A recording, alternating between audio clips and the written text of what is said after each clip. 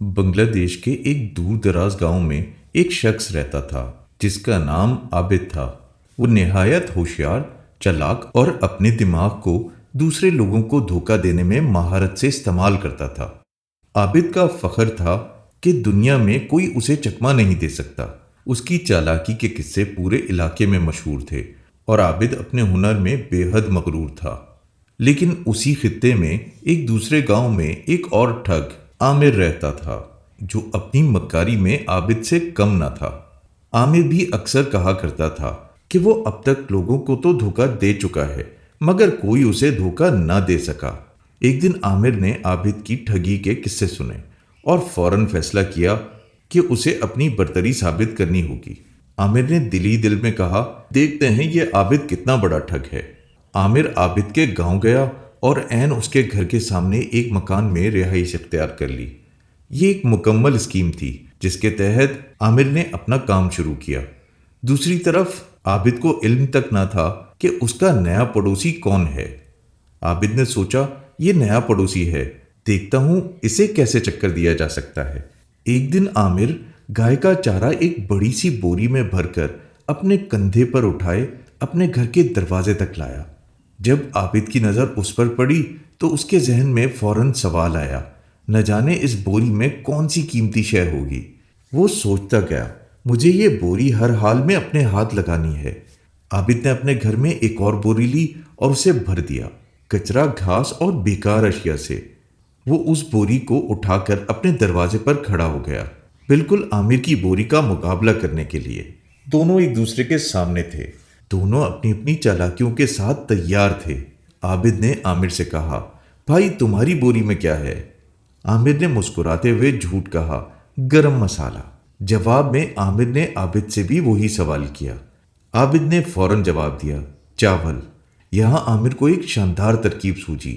وہ بولا، شاہد بھائی، میرے ایک بھائی تھے جو اب اس دنیا میں نہیں رہے، ان کی شکل بالکل تمہارے جیسی تھی۔ آج کے بعد میں تمہیں اپنا بھائی مانوں گا۔ یہ سن کر عابد بولا، ہمارے بزرگ جب کسی کو اپنا بھائی مانتے تھے تو اپنی چیزیں بدل لیتے تھے، آؤ ہم بھی اپنی بوریاں بدل لیتے ہیں۔ دونوں نے خوشی خوشی اپنی بوریاں آپس میں بدل لیں۔ عابد اس بات پر خوش تھا کہ اس نے عامر کو کچرا اور گھاس دے کر گرم مسالہ لے لیا۔ دوسری طرف عامر بھی خوش تھا کہ اس نے گائے کا چارہ دے کر عابد سے چاولوں کی بوری لے لی۔ لیکن جب وہ اپنے اپنے گھروں میں گئے اور بوریاں کھولیں تو حقیقت سامنے آ گئی کہ دونوں نے ایک دوسرے کو دھوکہ دیا تھا، لیکن خود بھی دھوکہ کھا گئے۔ اگلے دن عابد کو ایک اور چالاکی سوچی۔ اس نے چولہا جلایا اور ایک بڑی سی پتیلی میں پانی بھر کر چولہے پر رکھ دیا۔ اس کے بعد اس نے اپنے گھر کے دروازے کھلے چھوڑ دیے تاکہ عامر اپنے گھر سے پتیلی کو دیکھ سکے۔ جب عامر نے شاہد کے چولہے پر اتنی بڑی پتیلی دیکھی تو اس کے منہ میں پانی بھر آیا۔ اس نے اپنے گھر سے آواز لگائی، عابد بھائی، آج کیا پکا رہے ہو؟ عابد نے جواب دیا، تم نے جو گرم مسالے کا بورا دیا تھا اسے بیچ کر مچھلی خریدی ہے، وہی پکا رہا ہوں۔ عامر نے کہا، شاہد بھائی، تم نے جو چاولوں کا بورا مجھے دیا تھا میں نے اس میں سے کچھ چاول بیچ کر مچھلی خریدی ہے، لیکن میرا سارا ایندھن ختم ہو گیا ہے۔ میری مچھلی بھی اپنی مچھلی کے ساتھ پکا لو گے؟ دونوں آدھی آدھی کھا لیں گے۔ عابد بہت خوش ہوا۔ اس نے سوچا، مچھلی مفت میں مل رہی ہے، عامر کو کیا خبر کہ میرے پاس مچھلی بالکل نہیں ہے، پتیلی میں تو صرف خالی پانی ابل رہا ہے۔ اس نے جواب دیا، عامر بھائی، اپنی مچھلی لا کر میری پتیلی میں ڈال دو۔ عامر نے ایک خالی تھیلا اس طرح ہاتھ میں پکڑا جیسے وہ مچھلیوں سے بھرا ہوا ہو۔ پھر وہ عابد کے چولہے کے قریب آیا اور چھت کی طرف دیکھ کر کہنے لگا، وہ دیکھو تمہاری چھت میں سوراخ ہے، بارش ہونے والی ہے، کہیں پانی ٹپک کر آگ کو نہ بجھا دے۔ جیسے ہی عابد نے عامر کی بات سن کر چھت میں سوراخ کو دیکھنے کے لیے اپنی نظریں اوپر اٹھائیں، عامر نے فوراً اپنا خالی تھیلا اٹھایا اور اسے چالاکی سے پتیلی میں الٹ دیا۔ اس کا انداز ایسا تھا جیسے وہ تھیلا مچھلیوں سے بھرا ہوا ہو اور وہ ساری مچھلیاں پتیلی میں ڈال رہا ہو۔ چولہے کی آگ زوروں پر جل رہی تھی اور پانی کے کھولنے کی آواز نے دونوں کے دلوں میں مزیدار مچھلی کے پکنے کا تصور پیدا کر دیا تھا۔ دونوں اپنی اپنی جگہ خوش تھے اور سوچ رہے تھے کہ اب مفت کی مچھلی کھانے کو ملے گی۔ تھوڑی دیر بعد دونوں نے اپنی اپنی پلیٹیں نکالیں اور خوشی خوشی پتیلی کے پاس آ بیٹھے۔ عابد نے بڑے شوق سے پتیلی کا ڈھکن اٹھایا تاکہ دونوں اپنی محنت کا پھل کھا سکیں، لیکن ڈھکن اٹھاتے ہی اس کی حیرت کی انتہا نہ رہی، کیونکہ پتیلی میں صرف کھولتا ہوا پانی تھا، مچھلی کا کہیں نام و نشان بھی نہیں تھا۔ یہ منظر دیکھ کر دونوں نہایت شرمندہ ہوئے، لیکن اس کے ساتھ ساتھ ہنسنے بھی لگے۔ دونوں کو اپنی چالاکیوں پر ہنسی آ رہی تھی۔ وہ ایک دوسرے کو دھوکہ دینے نکلے تھے، لیکن اپنی اپنی چالاکیوں کے جال میں خود ہی پھنس گئے تھے۔ یہ واقعہ دونوں کے لیے ایک سبق تھا۔ انہوں نے سوچا کہ وہ ایک دوسرے کو دھوکہ نہیں دے سکتے، اس لیے کیوں نہ دوسروں کو اپنی چالاکیوں کا شکار بنایا جائے۔ انہوں نے اسی لمحے فیصلہ کر لیا کہ آئندہ وہ اپنی ہوشیاریاں دوسرے لوگوں پر آزمائیں گے اور مل کر نئے منصوبے بنائیں گے۔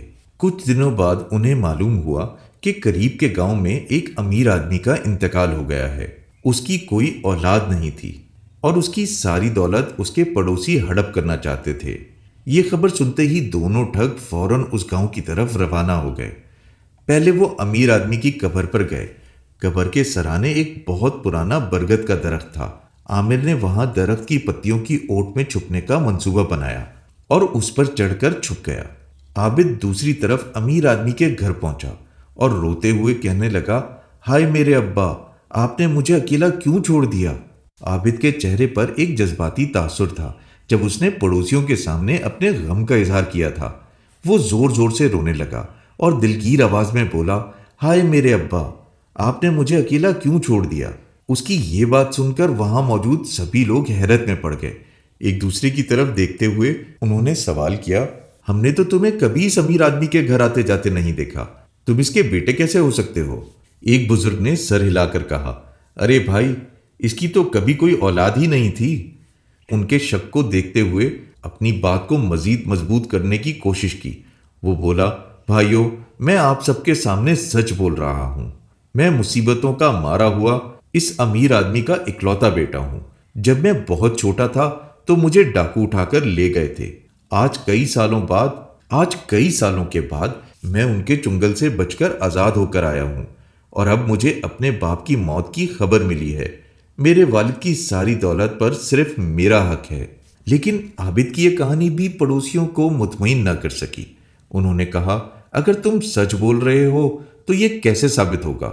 اس پر عابد نے ایک اور منصوبہ سوچا اور کہا، بھائیو، اگر آپ کو یقین نہیں آ رہا تو میرے والد کی قبر پر چلیں، ان کی روح یقیناً میرے غم میں بھٹک رہی ہوگی، آپ ان سے خود پوچھ سکتے ہیں۔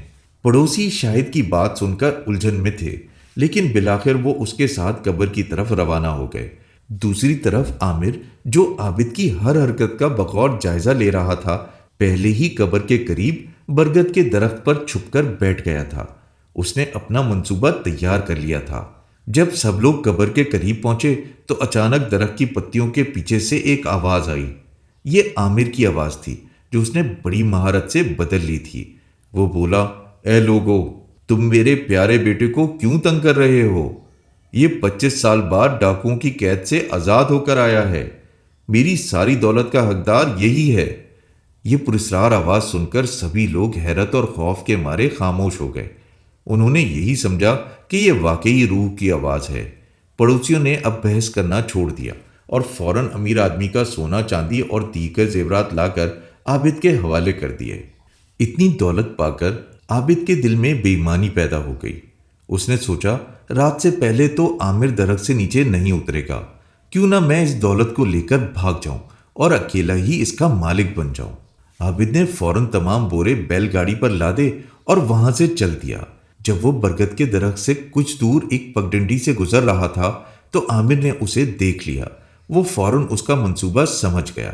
عامر جلدی سے نیچے اترا اور بازار سے ایک جوڑا چمکدار جوتوں کا خریدا۔ یہ جوتے سنہری دھاگوں سے سجے ہوئے تھے اور دھوپ میں خوب چمکتے تھے۔ عامر نے چالاکی سے ایک جوتا اس پگڈنڈی پر رکھ دیا جہاں سے عابد کی بیل گاڑی تھوڑی دیر پہلے گزر چکی تھی۔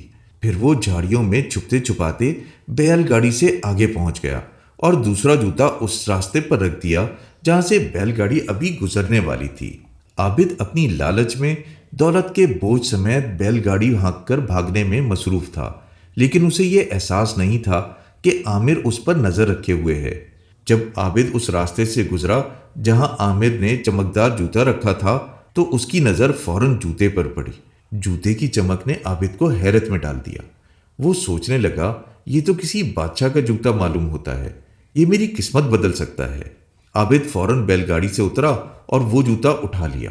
اب اس کے دل میں دوسرے جوتے کی تلاش پیدا ہوئی۔ اس کی لالچ نے اس کی عقل کو ماند کر دیا اور وہ آس پاس دوسرا جوتا ڈھونڈنے لگا۔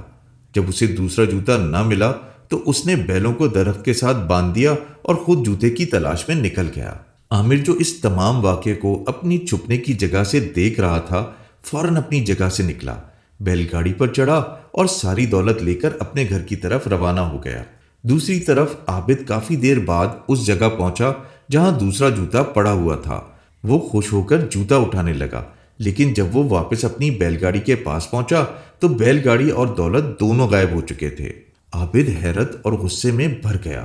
اس نے فوراً سمجھ لیا کہ یہ کام عامر کے علاوہ کسی کا نہیں ہو سکتا۔ غصے سے بھرپور وہ سیدھا عامر کے گھر پہنچا اور چیخ کر کہنے لگا، دیکھو عامر، ہم نے فیصلہ کیا تھا کہ ہم ایک دوسرے کو دھوکہ نہیں دیں گے۔ اب انصاف یہ ہے کہ تم یہ دولت میرے ساتھ آدھی آدھی تقسیم کر دو۔ عامر جو اپنی چالاکیوں سے مطمئن تھا مسکرا کر بولا، عابد بھائی، اس وقت تو شام ہو چکی ہے، کل صبح آنا، ہم دونوں سکون سے بٹوارہ کر لیں گے۔ عابد جو تھکا ہوا اور ناراض تھا، عامر کی بات مان کر چلا گیا، لیکن عامر نے رات میں اپنی بیوی کو ایک نئی ترکیب کے بارے میں بتایا۔ اس نے کہا، کل جب عابد آئے تو تم اسے کہنا کہ میں رات کو اچانک مر گیا ہوں اور مرنے سے پہلے دولت کے بارے میں کچھ نہیں بتایا۔ عابد غصے سے بھرا ہوا اگلی صبح عامر کے گھر پہنچا، لیکن اسے دیکھتے ہی عامر کی بیوی رونے لگی اور کہنے لگی، ہائے میرے شوہر، کل رات اچانک چل بسے، وہ بے وقت ہمیں چھوڑ گئے اور مرنے سے پہلے دولت کے بارے میں کوئی بات نہیں کی۔ یہ سنتے ہی عابد کے دل کو شک ہوا۔ وہ عامر کے قریب آیا اور اسے غور سے دیکھا۔ چادر کے نیچے سے عامر کے پاؤں میں وہی چمکدار جوتے جھانک رہے تھے جو اس کی موت کی کہانی پر سوالیہ نشان لگا رہے تھے۔ عابد نے کہا، عامر ابھی زندہ معلوم ہوتا ہے، یہ مرا نہیں ہے، شاید اسے کوئی خطرناک بیماری ہے۔